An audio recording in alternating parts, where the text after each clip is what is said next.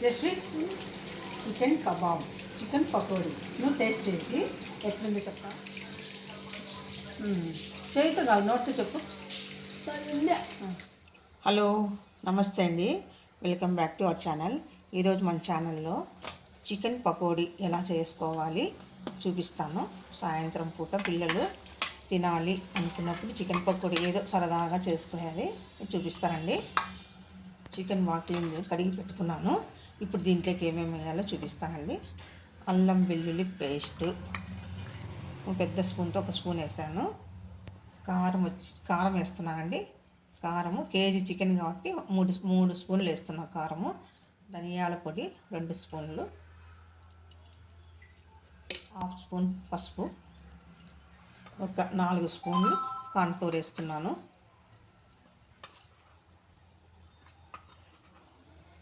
శనగపిండి 3 స్పూన్లు వేస్తున్నానండి. సాల్ట్ తగినంత, ఎగ్ ఒకటి,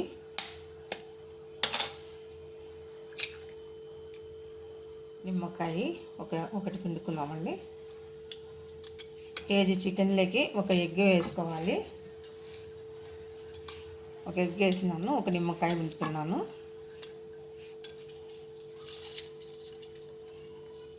వాటర్ వేసుకొని కలుపుకున్నాము.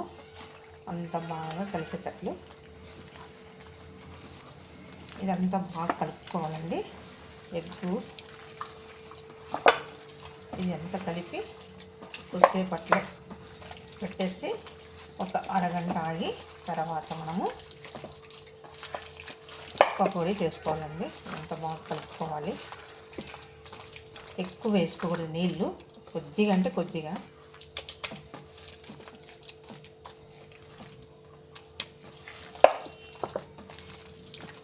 కలిపేస్తున్నాను.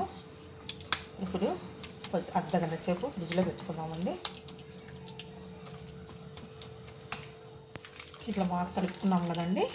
ఇట్లా కలుపుకోవాలంతా, ముక్కంతా మసాలా పట్టి ఇట్లా పెట్టుకుంటే బాగా నానుతుంది కదా. ఒక అర్ధగంట ఆగి మనము మళ్ళీ చేసేసి చూపిస్తాను. ఇట్లా కలుపుకోవాలండి.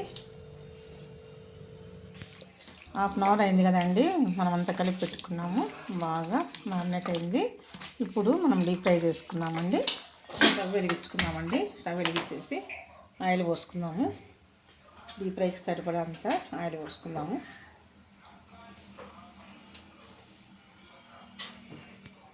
ఆయిల్ హీట్ ఎక్కిందండి, వేసుకున్నాము.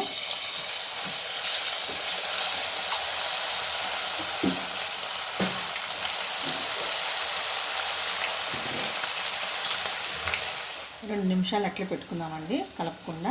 కలిపితే మళ్ళీ ఆ మసాలా అంతా అతుక్కుంటుంది ఒకనానికి. కొద్దిగా హీట్ ఎక్కి బాగా కాలనిచ్చి తిప్పుదాము.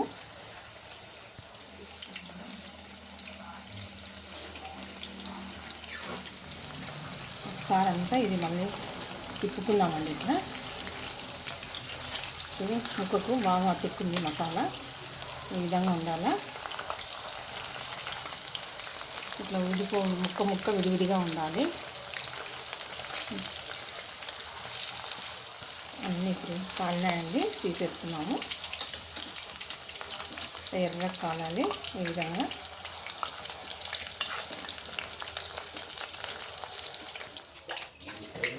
ఎర్రగా కాలాలి ముక్క. మళ్ళీ ఇంకోసారి వేసుకున్నామండి. కాలనిద్దాము కూడా, ఉడకాలి బాగా. లోపల ముక్క బాగా ఉడకాలి కదా. మళ్ళీ రెండోసారి వేసుకున్నాను.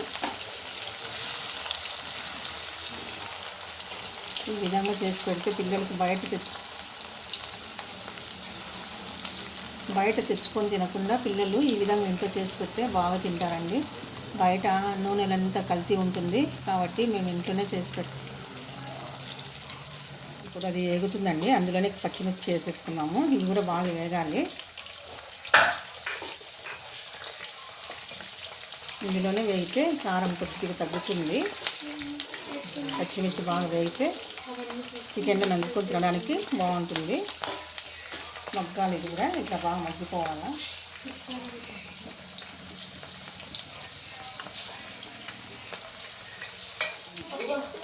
ఇప్పుడు కరివేపాకు కూడా ఇందులోనే వేసుకుందామండి. చిట్టుపట్లాడుతుంది.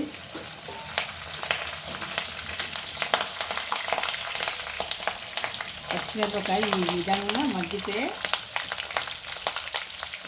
కొరుక్కొని తినేస్తారు.